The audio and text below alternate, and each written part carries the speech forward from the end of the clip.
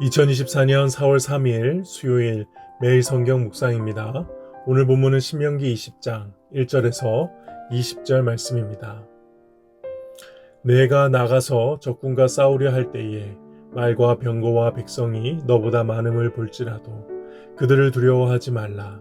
애굽 땅에서 너를 인도하여 내신 내 하나님 여호와께서 너와 함께 하시느니라. 너희가 싸울 곳에 가까이 가면 제사장은 백성에게 나아가서 고하여 그들에게 말하여 이르기를 이스라엘아 들으라. 너희가 오늘 너희의 대적과 싸우려고 나아왔으니 마음에 겁내지 말며 두려워하지 말며 떨지 말며 그들로 말미암아 놀라지 말라. 너희 하나님 여호와는 너희와 함께 행하시며 너희를 위하여 너희 적군과 싸우시고 구원하실 것이라 할 것이며 책임자들은 백성에게 말하여 이르기를 새 집을 건축하고 낙성식을 하지 못한 자가 있느냐? 그는 집으로 돌아갈지니 전사하면 타인이 낙성식을 행할까 하노라.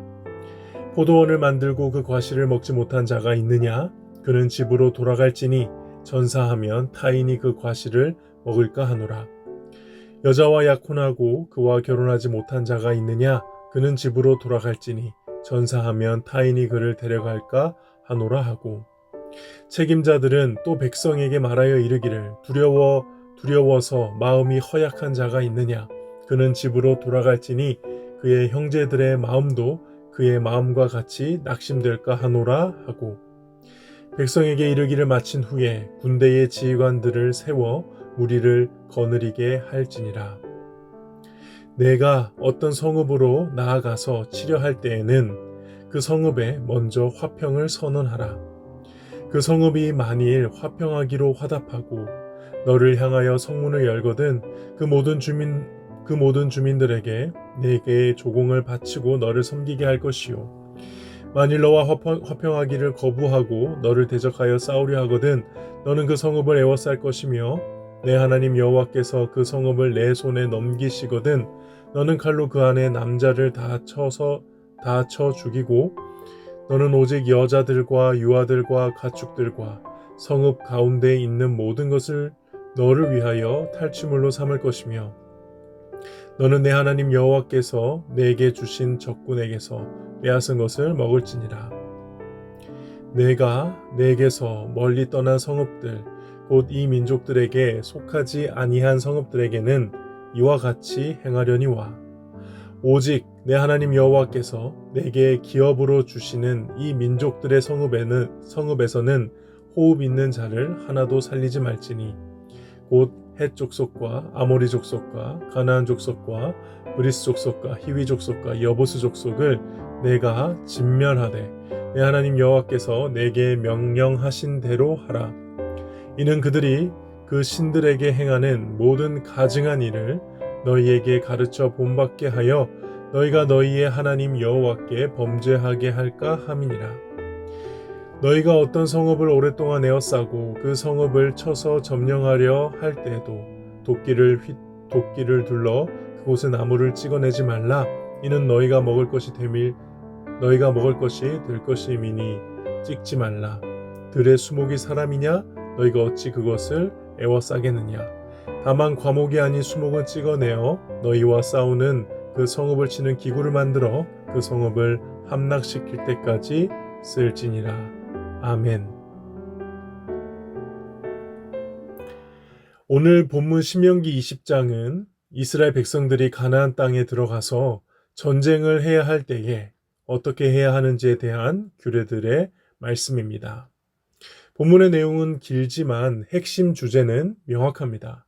하나님께서 너희와 함께 싸우실 것이다. 너희 전쟁은 너희만의 전쟁이 아니다. 이것은 하나님의 전쟁이다. 4절에 그게 나와 있죠. 너희 하나님 여호와는 너희와 함께 행하시며 너희를 위하여 너희 적군과 싸우시고 구원하실 것이라. 그리고 이스라엘 백성들이 이렇게 하나님과 함께 싸우는 군대임을 분명히 하기 위해서 오늘 본문은 5가지를 주문합니다.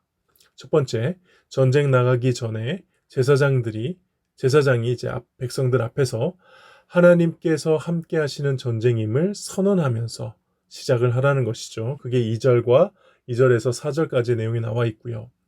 두 번째는 여러 가지 이유로 전쟁에 참여하기 어려운 사람들을 모두 집으로 돌려보내라는 것입니다. 집을 산 지 얼마 되지 않았다든지, 포도원을 농작하고 아직 열매를 따지 못했다든지, 약혼을 한 상태라든지, 그리고 마지막으로 두려워하는 사람들은 다 돌려보내라고 하시죠. 이게 5절에서 9절까지의 내용이고요. 세 번째는 이제 기본적으로 전쟁을 할 때는 제일 먼저 화평을 선언하고, 만약에 그것을 거부할 때 전쟁을 하라고 10절부터 15절까지 나옵니다. 그리고 네 번째는 하나님께서 너희를 통해 진멸해야 하는 가나안 종족은 반드시 전부 진멸해라고 16절에서 18절 말씀하시고요. 마지막 다섯 번째는 전쟁 중에라도 열매를 맺는 과목은 보호하라. 나무가 필요하다면 열매 맺지 못하는 수목을 사용하라. 이게 19절에서 20절 내용입니다. 모든 내용의 단 한 가지 핵심 주제 무엇이냐? 이스라엘 민족의 전쟁은 하나님께서 함께 하시는 전쟁이다. 이 사실을 나타내기 위해서 이런 규례들을 주셨다고 할 수 있습니다. 그런데 오늘 본문은 좀 불편한 부분이 있죠. 바로 가나안 민족을 진멸하라는 그 하나님의 명령, 이게 좀 불편해 보일 수도 있습니다. 이걸 헤렘이라고 부르는데요. 하나님께 모두 다 죽여서 바치는 것을 뜻합니다. 우리 성경에는 보통 진멸하라라는 의미로 단어로 번역이 되어 있는데, 이 부분에 대해서 좀 간단하게 언급을 하고 가기를 원하는데요. 많은 사람들이 이 헤렘 때문에, 이 진멸하는 것 때문에 구약의 하나님에 대해서 잔인한 하나님이라고 생각을 합니다. 오늘 본문에서도 화평을 먼저 선언하고 전쟁하는 것까지는 좋았습니다. 근데 왜 가나안 민족들은 다 죽이라고 하시는 건지, 꼭 그렇게까지 하셨어야 하는 건지, 신약에서는 하나님께서 독생자 예수님을 십자가에 죽이시기까지 우리를 사랑하신다고 하셨는데 왜 구약의 하나님은 이렇게 다 죽이라고 하시는지, 그래서 어떤 사람은 이런 구약의 하나님의 모습을 보며 이런 하나님을 믿을 수 없다고까지 말하기도 합니다. 근데 여러분, 여기에 대해서 먼저 첫 번째로 생각하셔야 될 것은요, 우리는 자꾸 이제 하나님이라는 존재를, 하나님을 우리가 민주주의 사회에서 살다 보니까 이런 민주주의 사회에서 선출된 대통령과 같은 그 정도 수준의 권력쯤으로 생각하려는 성향 혹은 그렇게 대하는 경향이 조금 있습니다. 그래서 너무 쉽게 성경에 등장하는 하나님의 판단과 결정과 행동에 대해서 우리가 평가를 하려고 한다는 것입니다. 근데 여러분, 하나님께서는 성경 말씀에 의하면 창조주이시고요, 절대자이십니다. 만약에 하나님께서 참된 하나님이시라면, 참된 신이시라면 그분이 반드시 가지고 계셔야 되는 것이 있는데 그게 무엇인 줄 아십니까? 바로 우리를 공정하게 심판하실 능력입니다. 생각해 보십시오. 심판할 능력이 없는 하나님을 우리가 믿을 필요가 있겠습니까? 없습니다. 심판할 능력이 없다는 것은 신이 아니라는 소리니까요. 그렇다면 심판할 능력이 있지만 심판을 하지 않으시는 하나님이 있다면 그 하나님 믿어야 할까요? 그 하나님도 역시 믿을 필요가 없습니다. 왜냐하면 심판하지 않는 하나님이라는 뜻은 이 세상을 악으로부터 지키지 않겠다는 뜻이고요. 심판을 포기했다는 것은 당신이 창조한 세계를 포기하셨다라는 뜻입니다. 그러니까 그 하나님을 믿을 필요가 없죠. 그러므로 하나님께서 정말 참된 신이시라면 심판하셔야 됩니다. 우리가 믿어야 할 신이, 참된 그 신이 정말로 존재한다면 그분은 반드시 우리를 심판하셔야 그 신 되심을, 하나님 되심을 나타낼 수 있는 것이죠. 그래서 구약의 수많은 장면에서 이 세상을 포기하지 않으시는 하나님으로서 심판을 하십니다. 신약에서는 독생자 예수 그리스도를 십자가에 못 박아 우리 모든 죄를 심판하시고요, 최후의 주님이 재림하실 때는 사탄의 권세를 비롯한 모든 악을 심판하시며 새하늘과 새 땅을 여는 것이죠. 오늘 본문은 그 심판의 권위, 심판의 정당성, 그 심판의 능력이 바로 하나님의 하나님 되심을 나타내는 것이다 라는 전제로 보아야 하는 것입니다. 두 번째로 하나님께서 심판을 하신다는 것은요. 성경에 의하면 정말 도저히 용서받지 못할 지경에 이르렀다는 뜻입니다. 성경에서 보여주시는 하나님의 그 심판의 모습들을 잘 보면요. 하나님은 심판하시지만 심판을 즐기시지는 않습니다. 이건 정말 분명합니다. 하나님은 심판을 너무너무 안 하고 싶어 하십니다. 그래서 계속 기회를 주세요. 회개하고 돌이키기를 너무나 원하시고요. 이거는 수많은 이야기에서 그 사실을 발견할 수 있습니다. 노아에게 왜 그리 오랫동안 높은 산에서 방주를 짓게 하셨습니까? 심판의 메시지가 많은 사람들에게 퍼져나가기를, 그래서 회개하기를 기다리신 것이죠. 노아만 구원하실 생각이셨으면 그렇게 하실 필요가 없습니다. 소돔과 고모라 심판만 봐도 하나님께서는 그 아브라함의 중보 기도로 의인 10명만 있어도 심판하지 않겠다고 하시죠. 어떻게든 심판하지 않을 이유를 찾으시는 하나님이셨습니다. 니느웨 성은 어떻습니까? 요나가 외친 그 회개하라는 말씀에 금식하며 반응했다 하여 바로 심판이 취소됩니다. 그때 하나님에 대해서 너무 잘 아는 요나가 이렇게 불평하죠. 주께서는 은혜로우시며 자비로우시며 노하기를 더디하시며 인애가 크시사 뜻을 돌이켜 재앙을 내리지 아니하시는 하나님이신 줄을 내가 알았음이니이다. 오늘 본문에 진멸이 예정된 이 가나안 백성들도 마찬가지입니다. 창세기 15장 16절에 하나님께서 아브라함에게 이렇게 말씀하십니다. 내 자손은 4대 만에 이 땅에서 돌아오리니 이는 아모리 족속의 죄악이 아직 가득 차지 아니함이니라 하시더니, 가나안 민족의 죄가 아직 심판받을 만큼 크지 않다는 말씀을 하시는 겁니다. 그래서 400년이라는 기회를 주시고 기다리신 것입니다. 근데 그 400년 동안 어떻게 됩니까? 더욱 죄악이 가득 차게 되어 이제는 심판을 받을 수밖에 없는 지경에 이르렀다는 것이죠. 그러므로 오늘 본문을 볼 때, 아니 하나님께서 이렇게 잔인하신가?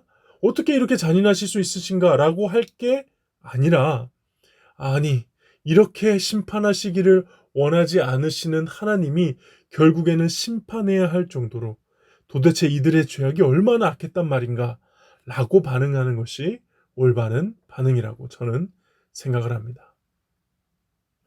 오늘 본문을 통해서 우리는 무엇을 묵상해 볼 수 있을까요? 두 가지 정도만 나누겠습니다. 첫 번째는요, 하나님의 백성은 하나님과 함께 전쟁하기 위해 부름받은 자들이라는 것입니다. 다른 말로 하나님의 백성의 정체성 중에 하나는 병사, 군인, 솔저라는 것입니다. 예수님께서 이런 말씀하신 적이 있죠. 내가 세상에 화평을 주러 온 줄 생각하지 말라. 화평이 아니요 검을 주러 왔노라. 처음에는 이 검을 주러 오셨다는 예수님의 말씀이 잘 이해가 되지 않았습니다. 예수님은 싸움이나 폭력 싫어하지 않으셨던 거 아닌가요? 근데 예수님의 사역 속에 발견하게 되는 수많은 영적 전쟁을 보면, 그리고 후에 제자들이 그 예수님을 따라 핍박 속에서 교회를 세워나갔던 그 영적 전쟁들을 보면, 그리고 저와 여러분들이 예수를 믿고 나서 경험하게 되는 수많은 영적 전쟁들을 보면, 우리가 하나님의 나라가 완전히 임하는 그날까지 이 땅의 공중 권세 잡은 저 악한 사탄 세력들과 싸우기 위해, 전투하기 위해, 전쟁하기 위해 부름을 받은 자들이구나라는 것을 깨닫게 됩니다. 그런데 어떻게 싸우는 자들입니까? 오늘 본문에 의하면 하나님과 함께 싸우는 것입니다. 하나님께서는 전쟁을 하도록 우리를 부르신 것이 맞지만 전쟁터로 내모시진 않습니다. 뒤에 구경하시면서 나가서 싸워서 승리해 와 이렇게 요구하지 않으십니다. 오히려 우리 앞에서 우리와 함께 전쟁하시죠. 사실 말이 좋아서 우리와 함께 싸우시는 거지 실제로 싸우시는 것은 누구이십니까? 하나님이시죠. 우리는 그 하나님과 함께함으로 승리의 영광을 함께 누릴 수 있게 되는 겁니다. 저는 신앙생활을 하는 것도 또 사역을 하는 것도 결국 이것을 경험하기 위함이라고 믿습니다. 하나님께서 나를 위하여 싸우셨구나.